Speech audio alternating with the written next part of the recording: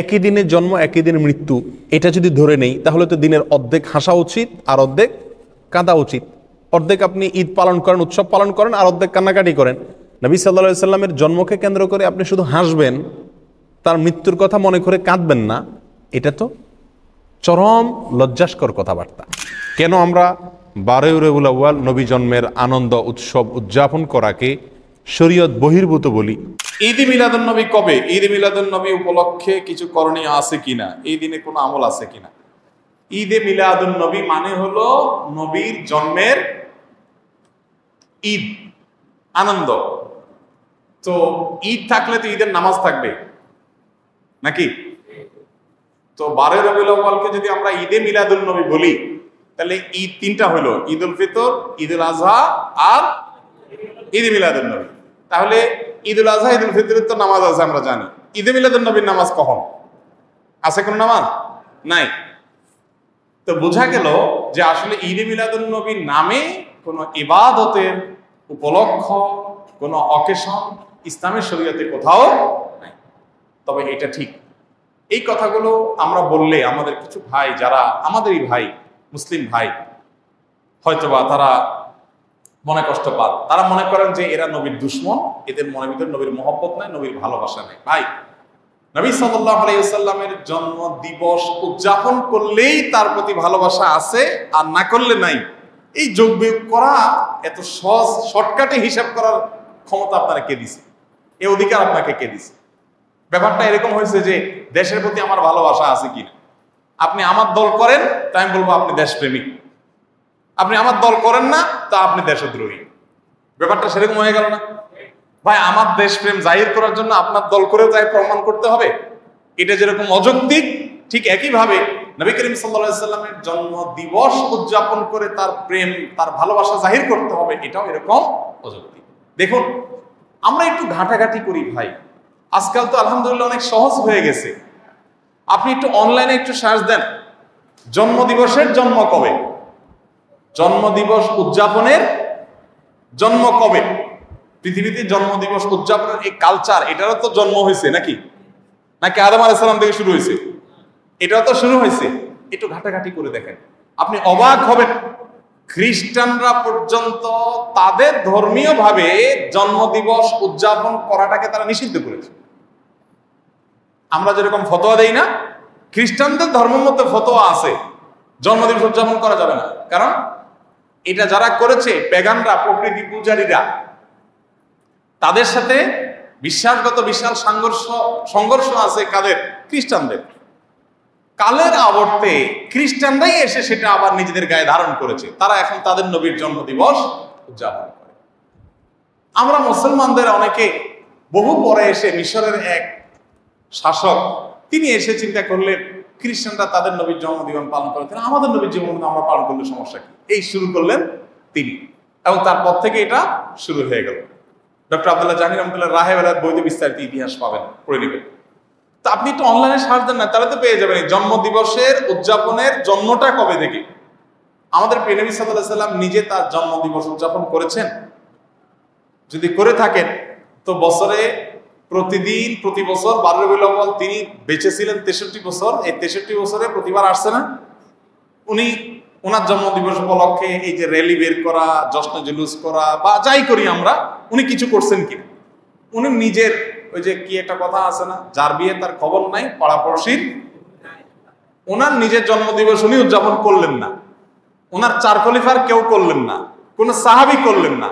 আমরা মহব্বত জাহির করার জন্য ওনার জন্মদিন উদযাপন। ব্যাপারটা কেমন হয়ে গেল? আল্লাহ আমাদের ভাইদেরকে সঠিকটা বোঝার তৌফিক দান করুন। যারা করছেন তারা নবী সাল্লাল্লাহু আলাইহি ওয়াসাল্লামের মহব্বতই হয়তো বা করছেন, তাদের প্রতি তাদের যে আবেগ আছে, তাদের যে নবীর প্রতি ভালোবাসা আছে, ভালোবাসাটাকে আমি শ্রদ্ধা করি, কিন্তু ভালোবাসা প্রকাশের পদ্ধতিটা অবশ্যই কি হতে হবে? সঠিক হতে হবে।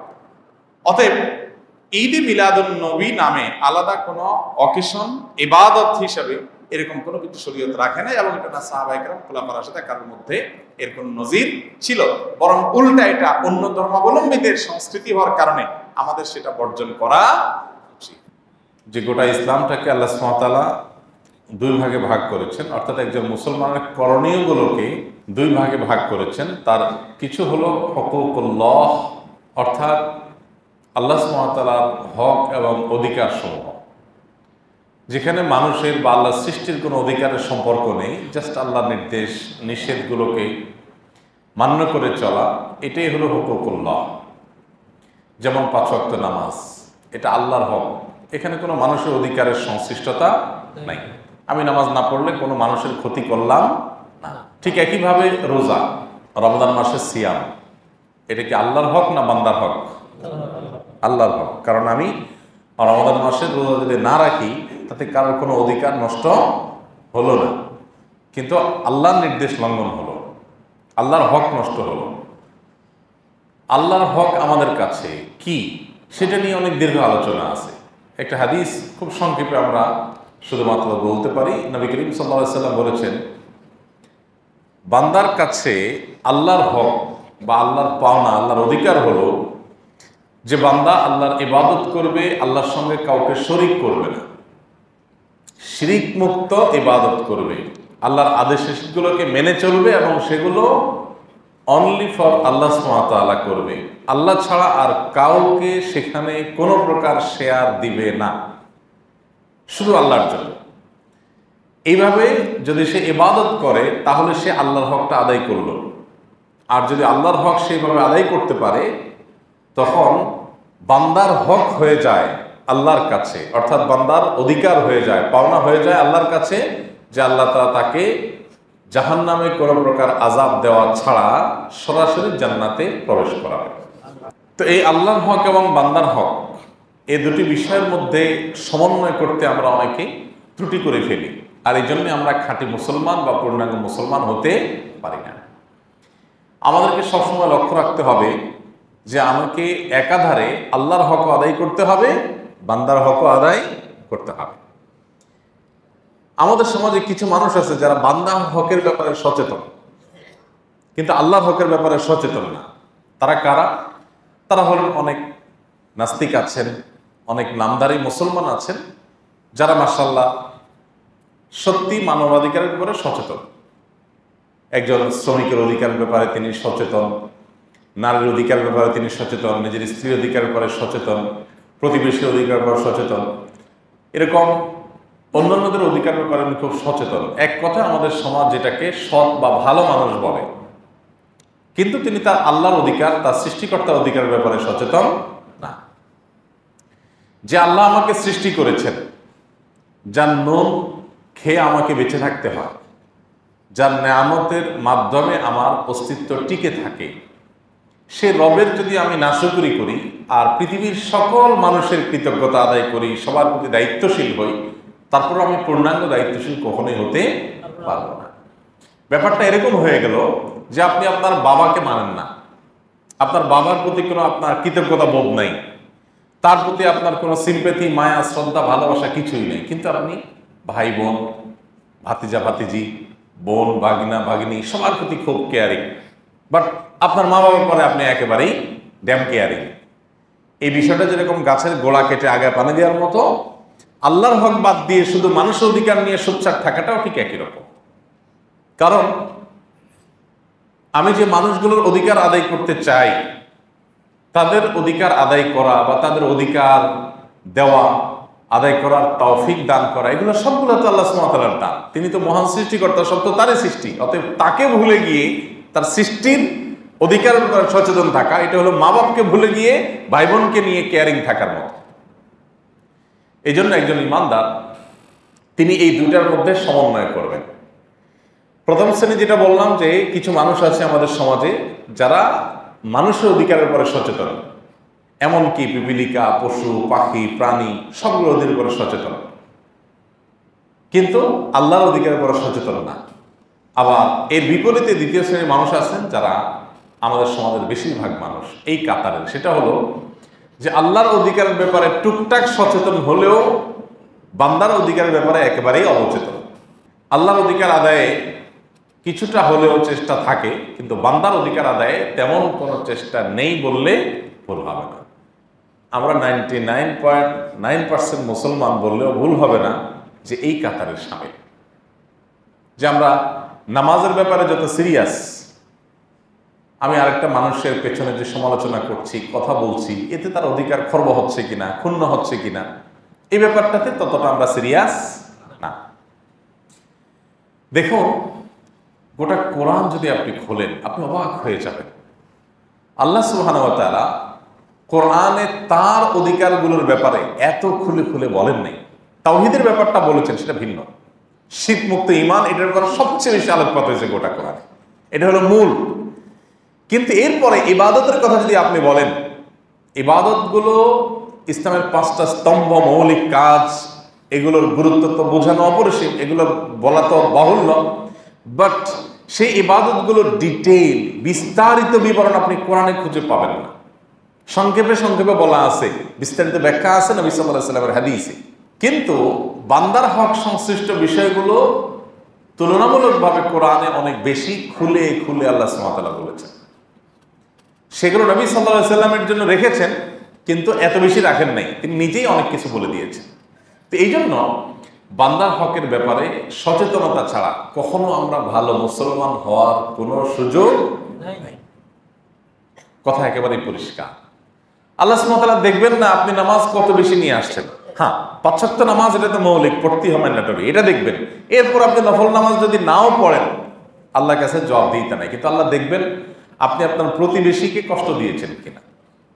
আল্লাহ দেখবেন আপনার মা বাবার প্রতি যে দায়িত্ব, সেটা আদায় করতে আপনি কোনো ত্রুটি করেছেন কিনা। আল্লাহ দেখবেন আপনার ভাই বোনের সাথে আপনার সম্পর্কটা কেমন ছিল। আল্লাহ সুবহানাহু ওয়া তাআলা দেখবেন আপনি যে সমাজে বসবাস করেন, সেই সমাজে নানান বিষয় নিয়ে, আঞ্চলিক রাজনীতি, দেশীয় রাজনীতি, জাতীয় রাজনীতি, কিংবা ধর্মের নামে, কিংবা নানা নামে আপনি গ্রুপ করে করে, বলয় করে করে, এই গ্রুপিং এর পেছনে পড়তে গিয়ে আপনি কার কার সমালোচনা কি পরিমাণ করেছেন, কার কার চরিত্র হনন করেছেন, কার কার অধিকার নষ্ট করেছেন, কোন মুরব্বী আপনার বয়সে বড় তাকে অসম্মান করেছেন, কে বয়সে ছোট তাকে আপনি স্নেহ না করে, অনাদর করে তাকে আপনি যাতা আচরণ করেছেন, আপনি কি কি কাজ করেছেন, এগুলো হলো আপনার আমলনামার অন্যতম গুরুত্বপূর্ণ বিষয়। একটা হাদিস আমরা এর আগে আপনাদেরকে বারবার শুনিয়েছি। প্রিয় নবী সাল্লাল্লাহু আলাইহি ওয়াসাল্লামের এই হাদিসটি আমাদের প্রত্যেকের প্রতি মুহূর্তে মাথায় থাকা উচিত। আদ-দাওয়াবিন ইনদাল্লাহি সালাসা। কিয়ামতের ময়দানে আল্লাহ সুবহানাহু ওয়া তাআলার কাছে 3 ধরনের মামলা উঠবে বান্দার সব মামলাগুলোকে এখানে ভাগ করা হয়েছে 3টা। দেওয়ানুল লা ইয়াগফিরুল্লাহু মিনহু শাইআ, এক ধরনের মামলা থাকবে যেগুলোর কোনো ক্ষমা হবে না, কোনো ক্ষমা হবে না, অর্থাৎ সেগুলোর শুনানিই হবে না, কারণ এটা ক্ষমার অযোগ্য। সেগুলার শুনানি যে হ্যাঁ তুমি কেন করছো, বান্দা বলবে আল্লাহ আমি না বুঝা করে ফেলছি, আমাকে এখন মাফ করে দেন, আচ্ছা ঠিক আছে যাও মাফ, এরকম কোনো অপশন নাই। সেগুলোর শুনানিই হবে না, ওই মামলার কোনো শুনানি আল্লাহ তাআলা করবেন না, অর্থাৎ বিনা শুনানিতে সেগুলো ক্ষমার যোগ্য। সেগুলো কোনগুলো? আল্লাহর সঙ্গে শিরক সাব্যস্ত করা, শরীক করা। নানাভাবে আমরা আল্লাহর সাথে শরীক করি, নানাভাবে। আল্লাহ সুবহানাহু ওয়া তাআলার সাথে শরীকের বিষয় নিয়ে আলাদা একদিন আলোচনা হওয়া দরকার। শিরক কতভাবে হতে পারে, কত ক্যাটাগরির শিরক আছে, কত দিক থেকে আমরা শিরকের সাথে আষ্টে পৃষ্ঠে জড়িত। আপনি যদি মনে করেন আনুগত্য, দাসত্ব, গোলামি আল্লাহ ছাড়া আর কারোর জন্য করা যায়, অর্থাৎ আল্লাহকে যেভাবে আনুগত্য করা যায় এরকম অন্ধ আনুগত্য আরো কারো করা যায়, যা বলবেন তা করব, সেটা ধর্মের নামে হতে পারে, সেটা ইনকামের নামে হতে পারে, রাজনীতির নামে হতে পারে, যে কোনো নামে হতে পারে। অনেক মানুষ আছে দেখবেন পয়সার জন্য যা দরকার তা করবে, যমুকের কথা শুনলে পয়সা পাবো, তিনি যা বলবেন তা করবো, আমার দরকার পয়সা। আছে না এরকম অনেক লোক? যা বলবে তা করব, এই কথা একমাত্র প্রযোজ্য হবে এক সত্তার সাথে, তিনি হলেন আপনার সৃষ্টিকর্তা। আপনি যদি একই অবস্থান অন্য কাউকে দেন তাহলে আপনি এক ধরনের শিরক করলেন। আমি কি বোঝাতে পেরেছি? ধর্মের নামেও হয় যে আপনি এমন কাউকে ভক্তি করলেন, ভালোবাসলেন, উনি যা বলবেন তা করবেন, উনি উল্টা বলো, ভুল বলো, কোরআনের সাথে মিল থাকুক, বেমিল থাকুক, হাদিসের সাথে সামঞ্জস্য থাকুক, অসামঞ্জস্য থাকুক, দেখা দেখি নেই। বাস আমার হুজুর বলছে বা আমি ওনাকে শ্রদ্ধা করি, ভক্তি করি, উনি বলছেন, বাস আমি মানবো, আমার কিছু বোঝার দরকার নাই। এই অন্ধ আনুগত্য ধর্মের নামে অনেক সময় ব্যক্তিকে আমরা দেই, অনেক সময় রাজনীতির নামে, সেটা ভিলেজ পলিটিক্স বলেন, বিভিন্ন এলাকায় নানান স্বার্থ সংশ্লিষ্ট পলিটিক্স আছে, আছে না নাই? হোক সেটা জাতীয় রাজনীতি, আন্তর্জাতিক রাজনীতি, ছোট ছোট মহল্লা ভিত্তিক রাজনীতি, নানান রকমের রাজনীতি। এই সমস্ত রাজনীতিগুলোতে দেখা যায় আমি একটা গ্রুপে আছি, অতএব গ্রুপের লিডার যা বলছেন, কি বলছেন দেখার দরকার নাই, অন্ধের মতো ভুল বললো সেটাকে আমি প্রলেপ দিয়ে সঠিক বানানোর চেষ্টা করব, ব্যাখ্যা দাঁড় করানোর চেষ্টা করব। এটা হলো রাজনীতির নামে অন্ধ আনুগত্য। মুসলমান একমাত্র আনুগত্য করবে, অ্যাবসলিউট আনুগত্য যেটা, সেটা একমাত্র নিবেদন করবে এক সত্তাকে। তিনি কে? আল্লাহ সুবহানাহু ওয়া তাআলা। ব্যাস, এছাড়া কারোর জন্য তার অ্যাবসলিউট আনুগত্য নেই। আর বাকি সবার জন্য আপনি বলেন, আমি বলি, উনি বলেন, তুমি বলেন, যেই হোক না কেন, ভালো কিছু হলে গ্রহণ করতে কোনো আপত্তি থাকবে না। ভুলভাল কিছু হলে আমার বাপও যদি বলে, আমার হুজুরও যদি বলে, আমার নেতাও যদি বলে, আমার গ্রুপের লোকও যদি বলে, আমার দলের লোকও যদি বলে, ভুলভাল কিছু, ত্রুটিপূর্ণ কিছু, অন্যায় কিছু, সেটা আমি গ্রহণ করব না। এর নাম হলো মুসলমান। তাহলে আনুগত্যের ক্ষেত্রে আমরা অনেক সময় শিরক করি, যে আল্লাহকে যে আনুগত্যটা দেওয়া উচিত ওই ক্যাটাগরির আনুগত্য অন্য কাউকে আমরা দিয়ে দিচ্ছি, আছে না নাই? এই শিরক আল্লাহ তাআলা কিন্তু মাফ করেন না। বিশেষ করে শিরকটা যখন শিরক আকবর হয়। আল্লাহ সুবহানাহু ওয়া তাআলা অলৌকিক সকল ক্ষমতা, সকল জগতের অধিকারী, এটা নিয়ন্ত্রণ আল্লাহ ছাড়া কারোর কাছে নাই। এখন আপনার যদি বিশ্বাস হয় যে না, এটা অন্য কারোর কাছেও আছে, এটা শিরক। ইবাদত, গোলামি, দাসত্ব, এটা আল্লাহ সুবহানাহু ওয়া তাআলা। কিন্তু আমাদের সমাজে অনেক মানুষ দেখবেন আল্লাহ ছাড়া অন্য মানুষকে আমরা ইবাদত নিবেদন করি। বান্দারে কপাল শুধু আল্লাহর জন্য নামবে।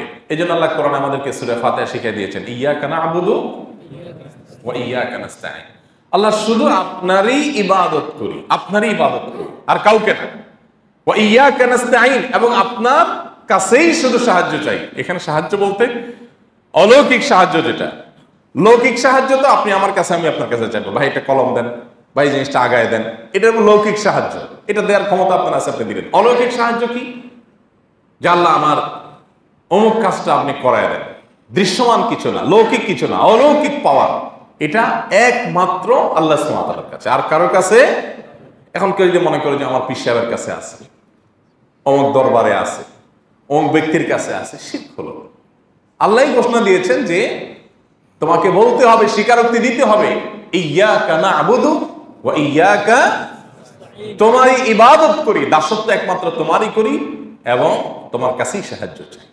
দেখুন, তাওহীদের মধ্যে অন্যরকম একটা সম্মান লুকায়িত আছে, মর্যাদা লুকায়িত আছে। আমরা এর আগে বিভিন্ন সময় বলেছি আপনাদেরকে, শিরক আল্লাহর কাছে সবচেয়ে বড় অপরাধ কেন? সবচেয়ে বড় অপরাধ কেন? মানুষ হত্যা, জেনা, ব্যভিচারের মতো অপরাধ, সেগুলো জঘন্য মহা অপরাধ ইসলামে, এগুলোর জন্য জঘন্য শাস্তি আছে। কিন্তু শিরকের মতো অপরাধ কোনোটা নাই। কারণটা কি? বাহ্যিকভাবে কিন্তু একটু চিন্তা করলে মনে হয় একটা মানুষ শিরক করলো, কারো ক্ষতি তো করে নাই, কারো ক্ষতি তো করে নাই। খুন করছে, একটা মানুষ মেরে ফেলছে, ধর্ষণ করছে, একটা মানুষের অধিকার নষ্ট করেছে। অতএব সেগুলো জঘন্য অপরাধ বোঝা যায়, সাদা চোখে বোঝা যায়, খোলা চোখে বোঝা যায়। কিন্তু আল্লাহর সঙ্গে শিরক করলো, সে আল্লাহর সেজদা দিল, আবার কোনো মাজারে গিয়ে সেজদা দিল, আল্লাহর কাছে দোয়া করলো, আবার পীর বাবার কাছেও সন্তান চাইলো, ব্যবসার উন্নতি চাইলো, আল্লাহকে আনুগত্য করলো, আবার নানা নামে বিভিন্ন মানুষকে, দলকে, ইজমকে পর্যন্ত ওরকম আনুগত্য দিল যে আমি আপনার আনুগত্যের লাগাম, জিনজির আমার গলায় পরিয়ে এর মাথা আপনার হাতে দিলাম, আপনি যেদিকে টানবেন সেদিকে যাব। এই আনুগত্য সমাজে অনেক ক্ষেত্রে আছে না নাই? যে যে দল করে, যে যে গ্রুপ করে, সেটা ধর্মের নামে হোক, রাজনীতির নামে হোক, অন্য যে নামেই হোক না কেন, অন্ধ আনুগত্য। জিনজির পরে গোলামির রশিটা দিয়ে দিছে যার দল করে, যার গ্রুপ করে, যার মুরিদ হয়েছে, যার পেছনে আছে তার হাতে। এবার আপনি যেদিকে টান সেদিকে আসি, উল্টা পাল্টা বললো, আমি এটাকে ধামাচাপা দেওয়ার চেষ্টা করব। এটা তো মুসলমানের চরিত্র না। মুসলমানের চরিত্র হলো যে অ্যাবসলিউট আনুগত্য সে আল্লাহর কাছে দিই। এখন কথা হলো, আল্লাহর সঙ্গে শিরক করলো, অন্য কাউকে সিজদা করলো, বড় শিরক করলো, তাহলে এটা সবচেয়ে বড় অপরাধ। কারণটা কি? এটাতে এমন কি সমস্যা হয়? ব্যক্তি শিরকে লিপ্ত হয়েছে, তিনি ক্ষতিগ্রস্ত হয়েছেন, মানুষের তো ক্ষতি করেন নাই। ভাইরা আমার, এটাকে সবচেয়ে বড় জঘন্য অপরাধ আল্লাহ সুবহানাহু ওয়া তাআলা বলেছেন, ক্ষমার অযোগ্য বলেছেন। অন্যতম একটি কারণ হলো, আপনি গোটা পৃথিবীর সব মানুষকে হত্যা করতে পারবেন না। পারবেন? গোটা পৃথিবীর সব মানুষকে অপমান করতে আপনি পারবেন? পারবেন। শিরক এমন একটা অপরাধ যে অপরাধের মাধ্যমে গোটা পৃথিবীর সকল মানুষকে আপনি অপমান করতে পারবেন। কিভাবে সেটা? আপনি যখন শিরকে লিপ্ত হবেন, তার মানে হলো আপনি আপনার মহান সৃষ্টিকর্তাকে যে আনুগত্য দাসত্ব নিবেদন করার কথা, সেটা কোনো মূর্তিকে, কোনো ব্যক্তিকে, কোনো দলকে, কোনো গ্রুপকে, কোনো পিলারকে, কোনো প্রাণীকে, কোনো কিছুকে আপনি নিবেদন করলেন। এই নিবেদন করার মাধ্যমে মূলত আপনি গোটা মানব জাতিকে অপমান করলেন। কিভাবে অপমান করলেন? কারণ মানব জাতিকে আল্লাহ তাআলা বলেছেন, ওয়ালাকাদ কাররামনা বানি আদম, আমি আদম সন্তানকে, মানব জাতিকে সম্মানিত করেছি, মর্যাদা দিয়েছি। এই জন্য সে জাত্তার গোলামি করবে না, সে শুধু গোলামি করবে কার? আপনি অন্য আল্লাহর একটা সৃষ্টির গোলামি করে এটা আপনি পুরো মানব জাতিকে মূলত অপমানিত করেছেন। কারণ মানব জাতি কোন সৃষ্টির গোলামির জন্য তৈরি হয় নাই, সকল সৃষ্টি মানব জাতির জন্য তৈরি হয়েছে। আর সে গোলামি করবে শুধু কার? আল্লাহ। কিছু লোক আছে না, যে ধরেন প্রধানমন্ত্রী, প্রেসিডেন্টের এমন কাছের কেউ, এমন গুরুত্বপূর্ণ চেয়ারে থাকা কোনো লোক, যিনি আসলে প্রধানমন্ত্রী ছাড়া কাউকে তার খুব বেশি গণার প্রয়োজন নেই। আছে না এরকম কিছু চেয়ার? সেই চেয়ারের লোক যদি অন্যদেরকে সেম আনুগত্যটা নিবেদন করে, তাহলে ওই চেয়ারটার জন্য, ওই চেয়ারে যত মানুষ বসে সবার জন্য সেটা অপমানের কিনা বলেন? এই কথাকে আমরা এর আগে আরেকটা এক্সাম্পল দিয়েছি। ধরুন একটা জনসমাবেশ চলছে, সেখানে দেশের, রাষ্ট্রের বা সরকারের প্রধান আসবেন, একবারে দেশের সর্বোচ্চ পদে থাকা ব্যক্তি আসবেন। ওনার জন্য একটা চেয়ার রাখা আছে, একটা ফুলের তোড়া রাখা আছে স্টেজে, উনি আসবেন। পাশে যদি আরেকটা চেয়ার রাখা হয় এবং সেই চেয়ারটা ওই এলাকার একজন চৌকিদার, তিনিও মানুষ, তিনিও আল্লাহর বান্দা, তার জন্য রাখা হয়, এবং তার চেয়ারটা, এই চেয়ারটা দুইটাই সমান, তার ফুলের তোড়াটা এটা দুইটাই সমান, সমান হারে সম্মাননা প্রদর্শন যদি করা হয়, এতে রাষ্ট্র বা সরকারের সর্বোচ্চ পদে থাকা ব্যক্তিটা ওই স্টেজ থেকে অপমানিত হয়ে স্টেজ ত্যাগ করবেন কি করবেন না? সে আমার এই ক্ষমতার একেবারে সর্বনিম্ন স্তরে থাকা একটা মানুষকে আমার সমান মর্যাদা দেওয়া, আমার কাতারে নিয়ে আসা মানে আমাকে অপমান করে। শিরকের মাধ্যমে মানুষকে স্রষ্টার গোলামি করে মানবতাকে অপমান করা হয়, এটা মানবতার সাথে যায় না। আবার একই সঙ্গে আল্লাহ সুবহানাহু ওয়া তাআলার শানের সবচেয়ে বড় বেয়াদবি হয় যে আল্লাহ সুবহানাহু ওয়া তাআলার স্রষ্টার সৃষ্টিকে আল্লাহর স্থান সমপর্যায়ে নিয়ে যাওয়া। কথা কি বোঝাতে পারছি কেন জিনিসটা জঘন্য? আপনি যদি অন্য কোনো আল্লাহর একটা নির্দেশকে লঙ্ঘন করেন, তাহলে এত অপরাধ হবে না যত অপরাধ হবে আল্লাহকে যদি, আল্লাহর সৃষ্টিকে যদি আল্লাহর পর্যায়ে আপনি নিয়ে বসান, তত বড় অপমান হবে। কারণ আল্লাহর সৃষ্টির সাথে স্রষ্টার কোনো তুলনাই চলে না। মানুষের তুলনা হতে পারে, প্রধানমন্ত্রী আর প্রেসিডেন্টের সাথে একজন চৌকিদারের তুলনা হতে পারে, তিনিও মানুষ, ইনিও এই দিক থেকে তুলনা হতে পারে, কিন্তু তারপরেও সেটা পৃথিবীর কোনো সমাজ, কোনো মানুষ গ্রহণ করবে না, এবং সেটা কখনো সঠিক বলে বিবেচিত হবে না, এটা তার জন্য অপমানকর হবে। তাইলে আল্লাহ মহান সৃষ্টিকর্তার সাথে তার সৃষ্টিকে যদি আপনি শিরক করেন, সেটা কত বড় অপমানজনক হতে পারে। এই জন্য শিরকের এই অপরাধটা আল্লাহ তাআলার কাছে এত জঘন্য। শিরক নিয়ে আলোচনা আমাদের সমাজে খুব বেশি হয় না, প্রচুর আলোচনা হওয়া দরকার। কোরআনের সবচেয়ে বেশি আলোচিত ইস্যুর নাম হলো শিরক। কোরআনের সবচেয়ে বেশি যেই অপরাধের ভয়াবহতার উপরে সাবধান করা হয়েছে সেগুলো শিরক থেকে বেঁচে থাকা। মানব ইতিহাসের শুরু থেকে আজও পর্যন্ত যত নবী রাসূল এসেছেন, সমস্ত নবী রাসূলগণ একটি গুনাহ থেকে, একটি অপরাধ এবং পাপ থেকে সবচেয়ে বেশি কমনলি সবাই সতর্ক করেছেন, সেটার নাম কি? এই শিরক। এটা আমার মধ্যে থাকতে পারবে না। শিরকের হাজারটা শাখা প্রশাখা আছে, বিভিন্নভাবে হয়, ধরা যাক। তবে সব শিরকের কারণে মানুষ বেঈমান হয়ে যায় না। শিরক যখন চরম পর্যায়ে হয় তখন সেটা বেঈমান হয়। সরাসরি আল্লাহর ইবাদত, আল্লাহর দাসত্ব, আল্লাহর কাছে প্রার্থনা, সেটা অন্যের কাছে হলে সেটা শিরকে লিপ্ত হয়। বাকি শিরকের অনেকগুলো আরো অনুষঙ্গ আছে যেগুলোকে শিরকে আসগর বা ছোট শিরক বলা হয়। যেমন আমরা অহংকার এরকম শিরক করে থাকি। যেমন ধরা যাক একজন ইমানদার মনে করবে সকল পাওয়ারের কেন্দ্রবিন্দু মহান সৃষ্টিকর্তা আল্লাহ রাব্বুল আলামিন, তার হাতেই সব। অতএব কোনো ব্যক্তিকে আমি ভয় পাবো, হতে পারে কোনো কারণে যে আমি তাকে ভয় পাচ্ছি, কিন্তু একজন ইমানদার তার বিশ্বাস থাকবে যে এই যাকে আমি ভয় পাচ্ছি এখন মনে হচ্ছে সে আমার ক্ষতি করতে পারে, একেও কন্ট্রোল কার কাছে? এর কন্ট্রোল আল্লাহ সুবহানাহু ওয়া তাআলার কাছে। অতএব তাকে আমার ভয় হতে পারে ঠিক আছে, কিন্তু এর চাইতে বেশি আমার বিশ্বাস কাজ করবে যে একেও যেহেতু আল্লাহ তাআলা কন্ট্রোল করে, অতএব একে সাইজ করার জন্য আমি ওই পাওয়ার হাউসের সাথে যোগাযোগ করব, আল্লাহর কাছে দোয়া করব। এই জন্য ইমানদার কোনো কিছুতে খুব বেশি ভেঙে পড়া আবার খুব বেশি উচ্ছ্বসিত হওয়া, এটা ইমানদারের ইমানের সাথে যায় না। খুব বেশি উচ্ছ্বসিত হওয়া যায় না কেন? আপনি উচ্ছ্বসিত হন, আনন্দিত হন, উল্লসিত হন, অসুবিধা নেই, কিন্তু সীমা ছাড়িয়ে যাবেন না। বিকজ সীমা ছাড়িয়ে যদি আপনি যান তাহলে তার মানে হলো আপনার কাছে এটাই সবচেয়ে বড়। যে আখিরাতে বিশ্বাস করে না, জান্নাত জাহান্নাম বিশ্বাস করে না, পরকাল বলতে কোনো বিশ্বাস নাই, সে তো দুনিয়াতে যা পাইছে এটা পেয়ে সে আত্মহারা হয়ে যাবে, এটাই তার শেষ, তাই না? ইমানদার চিন্তা করবে আমি সব পেয়ে গেলাম, বাড়ি গাড়ি পথ চেয়ার, ঠিক আছে, মানুষ হিসাবে আনন্দ হবে, আমি উচ্ছ্বসিত হব, স্বাভাবিক ব্যাপার। বাট আমার বিশ্বাস আছে যে এটাই শেষ না, আসল সব ধাপগুলো আমার লাইফের পড়ে আছে। কবর, সিরাত, মিজান, হাসর, কিয়ামত, জান্নাত জাহান্নাম সব অপেক্ষা করছে।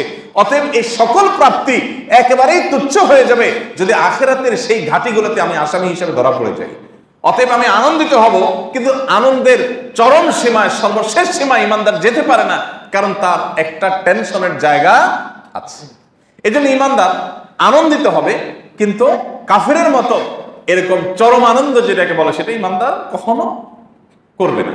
ঠিক একইভাবে আমি ভীত হতে পারি মানুষ হিসাবে কোনো কারণে, কিন্তু ভেঙে পড়বো না, শেষ হয়ে যাব না, কারণ আমি জানি এই শেষ না, এরপরে আরো বহু অপশন আছে। অতএব ইমানদার সেটার দিকে তাকিয়ে অপেক্ষা করবে, একদম দুমড়ে মুচড়ে ভেঙে পড়বে না। এগুলো আমাদের তাওহীদের সাথে যায় না। আমি যে আল্লাহ সুবহানাহু ওয়া তাআলাকে সকল ক্ষমতার অধিকারী মনে করি, আমি যে মনে করি আল্লাহ তাআলা সবকিছু বিচার করবেন আহকামুল হাকিমিন, তাহলে দুনিয়াতে আমি অবিচার মুখোমুখি হলাম, দুনিয়াতে জুলুমের মুখোমুখি হলাম।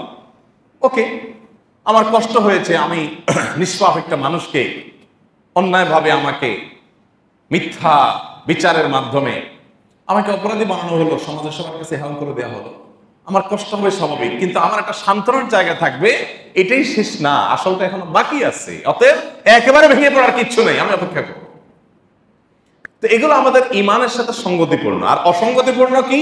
এর উল্টাটা, যে একদম ভেঙে শেষ হয়ে গেলাম, আনন্দ আত্মহারা হয়ে গেলাম।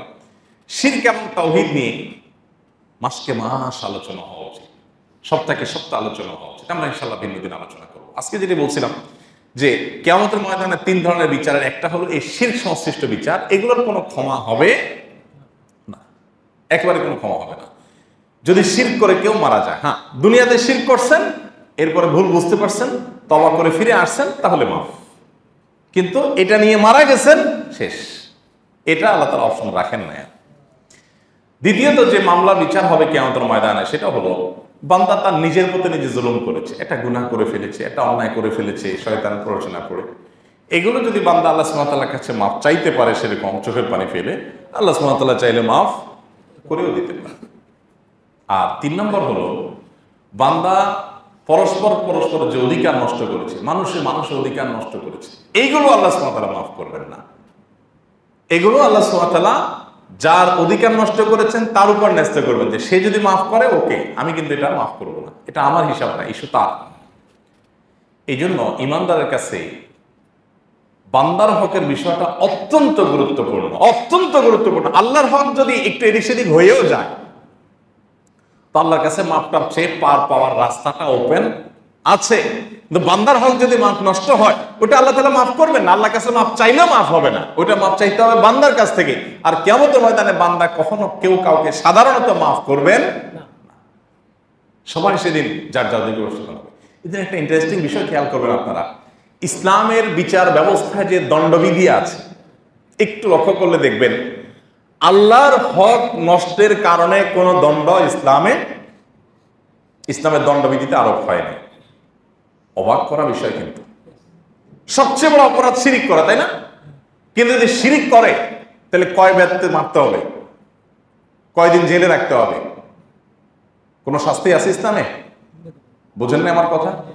একটা লোক শিরকে লিপ্ত হয়েছে, ইসলামিক বিচার ব্যবস্থায় আদালতে হাজির করা হলে বিচারক লোকটা আল্লাহর সঙ্গে শিরক করেছে, সবচেয়ে জঘন্য অপরাধ করেছে, সেজন্য তাকে কোনো শাস্তি দিতে পারবে? দেখেন, অপরাধ কিন্তু সবচেয়ে বড়টা করেছে, কিন্তু কোনো শাস্তির ব্যবস্থা ইসলাম রাখে নাই। কেন? কারণ এই ইস্যুর সাথে কোনো মানুষের অধিকারের সম্পর্ক, আল্লাহর অধিকারের সম্পর্ক। আল্লাহ বুঝবেন সেটা কেমন। দুনিয়াতে আল্লাহ তাআলা এটার জন্য কোনো শাস্তির ব্যবস্থা। কেউ ৫ নামাজ তরক করছে, নামাজ পড়ে নাই, ইসলামের দণ্ডবিধিতে কোন অপরাধের কি শাস্তি কোরআন এবং হাদিসে বিস্তারিত ডিটেইল আছে। চরম শাস্তি, মৃত্যুদণ্ড থেকে নিয়ে বেত্রাঘাত পর্যন্ত বিভিন্ন রকমের শাস্তি ইসলাম নির্দিষ্ট করে দিয়েছে, এটাকে হুদুদ বলা হয়। আপনি অবাক হবেন, কেউ যদি ৫ নামাজ না পড়ে বা ২-৪ ওয়াক্ত নামাজ ইচ্ছাকৃত না পড়ে, ইসলামের দণ্ডবিধিতে এই কথা বলা নাই যে তাকে ইসলামিক বিচারে আদালতে হাজির করে জজ সাহেব কোরআন হাদিসে এমন কোন শাস্তি বলেন না আল্লাহ তাআলা যে তাকে আল্লাহর কোরআনের অমুক আয়াত অনুযায়ী এত বেত মারতে হবে, এরকম কোনো কথা। অথচ নামাজ তরক করছে, বিশাল বড় ফরজ তরক করছে, কিন্তু শাস্তি নাই। এভাবে শাস্তি দুনিয়াতে নাই। কেন? কারণ এর সাথে মানুষের কোনো অধিকারের সংশ্লিষ্ট, এটা দুনিয়া। এখানে আল্লাহ তাআলা দণ্ডবিধি রেখেছেন সেই সমস্ত অপরাধের ক্ষেত্রে যে অপরাধগুলো নিয়ন্ত্রণ না করলে সমাজের মানুষ ক্ষতিগ্রস্ত হবে, মানুষ অধিকার নষ্ট হবে। চুরি করেছেন আপনি, মানুষ অধিকার নষ্ট করেছেন, আসো তাকে শাস্তি দাও। ডাকাতি করেছেন, খুন খারাপি করেছেন, ছিনতাই করেছেন, ধর্ষণ করেছেন, মানুষ অধিকার নষ্ট করেছেন, অন্যায়ভাবে সম্পদ আত্মসাৎ করেছেন, কাউকে খুন করেছেন, কাউকে হত্যা করেছেন, মাদকের কারবার করেছেন, এগুলো সমাজকে নষ্ট করে, অন্যের অধিকার ক্ষতিগ্রস্ত করে। এই জন্য এগুলার প্রত্যেকটা সুনির্দিষ্ট দণ্ডবিধি ইসলাম ঠিক করেছে। মানুষের অধিকারের বিষয়টা কত গুরুত্বপূর্ণ, এখান থেকে আমরা কিছুটা হলো আঁচ করতে পারি। অথচ একজন মুসলমান হিসাবে আমরা অনেকে আছি অবলীলা অন্যদের অধিকার নষ্ট করে চলেছি। ভাইরা আমার, আপনি অবাক হয়ে যাবেন, প্রিয় নবী সাল্লাল্লাহু আলাইহি ওয়াসাল্লাম যখন হিজরত করে মক্কা থেকে মদিনায় আসলেন, রাহিকুল মাকতুমে আল্লামা সফিউর রহমান বকর রহমাতুল্লাহ আলাইহি একটা চ্যাপ্টারে অনেকগুলো হাদিস সংকলন করেছেন। আমার এত ভালো লেগেছে, সেগুলো আমি নোট করে রেখেছি আলাদা করে। সে হাদিসগুলো এনে উনি একটা জিনিস প্রমাণ করতে চাইছেন যে প্রিয় নবী সাল্লাল্লাহু আলাইহি ওয়াসাল্লাম মক্কা থেকে মদিনায় আসার পর যখন একটা ইসলামী সমাজ পেলেন, তখন প্রথম কাজ কি ছিল তার? মানে সংশোধনমূলক কাজ, সংস্কারমূলক কাজের ভিতরে প্রথম ধাপ ছিল যে তিনি এসে মানুষকে বললেন, আল মুসলিমু আখুল মুসলিম লা ইয়াখযুলুহু ওয়া লা ইয়াকতুলুহু লা ইয়াসুবুহু সিবাবুল মুমিনি ফুসুক ওয়া কিতালুহু কুফর। মুসলমান মুসলমান ভাই ভাই হয়ে থাকবে, প্রতিবেশীর অধিকার আদায় করবে, কেউ বেচাকেনা করতে গেলে সে কোন রকম প্রতারণা করবে না, মিথ্যা কথা বলবে না, সে কেউ যদি যখন কিনতে যায় তখন কিনতে গিয়েও দোকানদারের সাথে কোনো প্রতারণা করবে না, আন্তরিক থাকবে, ভালো মানুষের পরিচয় দিবে, লেনদেন যখন করবে, দেনা দায়িত্ব যখন হবে, হাওলাত ধার যখন করবে, সেটা পরিশোধ করার ক্ষেত্রে কমিটমেন্ট রক্ষা করবে, প্রতিবেশীকে কষ্ট দিবে না, বাবা মার অধিকার সচেতন হবে, একজন অন্যজনের প্রতি দায়িত্বশীল হবে, স্বামী স্ত্রীর প্রতি দায়িত্বশীল হবে। আপনি অবাক হয়ে যাবেন, মদিনা আসার পর নবী সাল্লাল্লাহু আলাইহি সাল্লামের সমস্ত হাদিসগুলো অ্যানালাইসিস করলে দেখবেন শুরুর দিকে বিশেষ করে 90 থেকে 95% হাদিস হলো মানুষের অধিকার সংশ্লিষ্ট। সবার অধিকার আদায় করে আপনি একজন ভালো মানুষ হতে পারবেন। আমাদের এখন দাড়ি লম্বা আছে, জুব্বাও লম্বা আছে, টুপিও মাশাআল্লাহ ঠিক আছে, দরকার উপরে পাগড়ি টুপিও আছে, সবই আছে, নামাজও পড়ি, মাগার আইল ঠেলা, রাস্তার 1 বিঘত জায়গা দখল করে ফেলা, গাড়িটা নামার জন্য 1 বিঘত জায়গা নিয়ে এলাম, কে বলবে আমার কিছু, আমি এলাকার প্রভাবশালী মানুষ, আর বললে ম্যানেজ করে ফেলবো। এগুলো আমাদের মধ্যে আছে না নাই?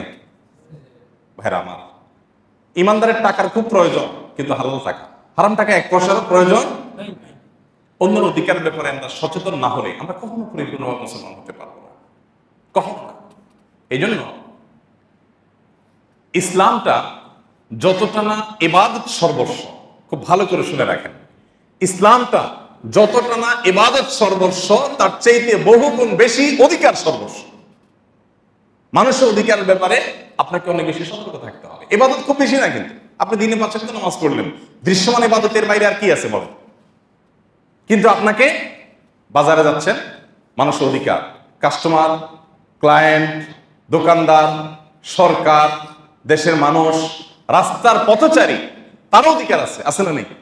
আপনি রাস্তাটা ফেলে দিলেন, কারোর কষ্ট দিলেন, অধিকার নষ্ট হবে না? বাসায় গেছেন, স্ত্রীর অধিকার, সন্তানের অধিকার, মা বাবার অধিকার। আপনি কোথায় যাচ্ছেন? প্রতি মুহূর্তে মুহূর্তে আল্লাহর নির্দেশে এসে হাজির, মাগার নামাজ শুধু 5 ওয়াক্ত। তাহলে ইসলামটা যতটা না ইবাদত সর্বস্ব, তার চেয়ে অনেক বেশি হলো মানুষের অধিকার সর্বস্ব। আপনি পশু পাখির প্রতি অধিকার আদায় করতে সচেতন হতে হবে, দায়িত্বশীল হতে হবে। আপনি এই যে গাছ পর্যন্ত আপনি মন চাইলেও আর একটা গাছ নিধন করে ফেললেন, ফুর্তি করতে করতে একটা গাছ উঠে ফেললেন, এত সহজ না, জায়েজ না ইসলামে। প্রয়োজন হলে আপনি কাটতে পারেন, সেটাকে জ্বালানি বানাতে পারেন, সেখান থেকে কাঠ সংগ্রহ করতে পারেন, কিন্তু প্রয়োজন ছাড়া বা যৌক্তিক কারণ ছাড়া যা ইচ্ছা তা করবেন, এই সুযোগ নাই। আপনি একটা প্রাণীকে ফুর্তি করতে করতে হত্যা করে ফেললেন, মজা করতে করতে তাকে কষ্ট দিয়ে দিয়ে হত্যা করলেন, না, এই সুযোগ রাখে না ইসলাম। তবে ভাইরা আমার, ভালো মানুষ হওয়া ছাড়া, দায়িত্বশীল মানুষ হওয়া ছাড়া, মানুষ তো মানুষ, আল্লাহ সকল সৃষ্টির প্রতি দায়িত্ব সচেতন, কর্তব্য সচেতন হওয়া ছাড়া পূর্ণাঙ্গ মুসলমান হওয়ার কোন স্কোপ। আল্লাহ তাআলা আমাদেরকে খাঁটি মুসলমান হওয়ার তৌফিক দান করুন। যত নামাজি মুসলমানের দেশে আছে, আল্লাহর কসম, শতবার শপথ করে আমি বলতে পারি, যত নামাজি মুসলমানের দেশে আছে, এত লেনদেনের সৎ মুসলমানের দেশে নাই। যত রোজাদার মুসলমানের দেশে আছে, তত অন্যের অধিকারের ব্যাপারে সচেতন, যে আমার দ্বারা আমার বোনের কোন অধিকার নষ্ট হচ্ছে কিনা, সে করে করুক, আমার দ্বারা যেন কোনো কষ্ট, কোনো ক্ষতি, অন্যায়, অবিচার যেন না হয়। এরকম মানুষের, সব মানুষের অধিকার। একটা ঝগড়া হলো, বিতর্ক হলো, আল্লাহ বলেছেন কোরআনে, ওলা ইয়াজরিমান্নাকুম শানাআনু কওমিন আল্লাহ তা'দিলু ই'দিলু হুয়া আকরাবু লিত-তাকওয়া।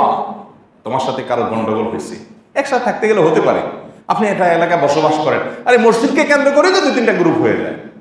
আপনি ভাড়াটিয়া, আপনি বাড়িওয়ালা, আপনি জমি মালিক, আপনি ফ্ল্যাট মালিক, আপনি একটা দল করেন, উনি আরেকটা দল করেন, নানান বিষয় নিয়ে আমাদের মধ্যে নানান মত পার্থক্য থাকতে পারে, এটাই বাস্তবতা। আল্লাহ বলেছেন এগুলোর কারণে যেন তুমি কারোর প্রতি অন্যায় আচরণ না করো, যে তুমি আমার দলের না, আমার প্রতিপক্ষ, অতএব এই সুযোগে তার প্রতি আমি অন্যায় আচরণ করবো, মিথ্যা কথা বলবো, তার চরিত্রে কালিমা দিব, যা খুশি তা বলবো না। হতে পারে আমি তার বিরোধী, হতে পারে আমি তার প্রতিপক্ষ, হতে পারে আমি তাকে পছন্দও করি না, কিন্তু তাই বলে আমি তার ব্যাপারে একটা অন্যায় কথা, মিথ্যা কথা, জুলুম এটা করতে পারি, তাহলে আমি বান্দার হক নষ্ট করলাম। কোরআন কত খুঁটে খুঁটে খুঁটে খুঁটে আমাদেরকে ভালো মানুষ হতে বলেছে। এত নামাজি আমরা, কয়জন ভালো মানুষ বলেন, যে আমার দ্বারা আর কেউ কষ্ট পাবে না? আল মুসলিমু মান সালিমাল মুসলিমুনা মিন লিসানিহি ওয়া ইয়াদিহি। মুসলমান তো সে যার হাত এবং মুখ দ্বারা সবাই নিরাপদ থাকে, কেউ তাকে দেখলে ভয় পায় না এই ব্যাপারটাতে যে সে আমার ক্ষতি করে ফেলবে। যত বড় পাওয়ারফুল করে না কেন, সবাই জানে যে না, ওনার দ্বারা কোনো ক্ষতি হবে না। নবী সাল্লাল্লাহু আলাইহি ওয়াসাল্লাম বলেছেন, এই লোকটা সবচেয়ে ভালো মানুষ, মাল্লা ইয়াখাফু শাররু, যার কোনো ক্ষতি আশঙ্কা কেউ করে না। সবাই মনে করে না, ওনার কোনো টেনশন নেই, উনি আমার কোনো ক্ষতি করতে পারে না। আল্লাহ তাআলা আমাকে আপনাকে সেরকম বিনয়ী ভালো মানুষ হওয়ার তৌফিক দান করুন। এই মানুষগুলো জান্নাতি, এই মানুষগুলোই খাঁটি মুসলমান। ভাইরা আমার, আমরা কেউ ভুল না বুঝি যে নামাজ, রোজা এগুলোর গুরুত্ব ইসলামে নাই। এগুলো ইসলামের মৌলিক কাজ, এগুলো স্তম্ভ, কিন্তু আমাকে পূর্ণাঙ্গ মুসলমান হতে হলে এগুলোর পাশাপাশি মানুষের অধিকারের ব্যাপারে খুব বেশি সচেতন হতে হবে, খুব বেশি দায়িত্বশীল হতে হবে, যে আমার দ্বারা, আমার দুইটোর দ্বারা কোনো অন্যায় কথা যেন হোক। একটা লোক হতে পারে আপনি সুন্নত পালন করেন, উনি বিদআত করেন, হতে পারে, তাই বলে তার প্রতি অন্যায় করা যাবে? কোনো ক্ষেত্রেই না। আল্লাহ তাআলা আমাদের সবাইকে সেরকম দায়িত্ববান মানুষ হওয়ার তৌফিক দান করুন। মুসলমান কখনো দায়িত্ব জ্ঞানহীন, যা খুশি তা করবে, এই চরিত্রের অধিকারী হতে পারে না। তাহলে সমাজটা সুন্দর হয়ে যাবে, দেশটা সুন্দর হয়ে যাবে, দুনিয়াটা সুন্দর হয়ে যাবে। আল্লাহ আমাদের সবাইকে সেই পথে হাঁটার তৌফিক দান করুন।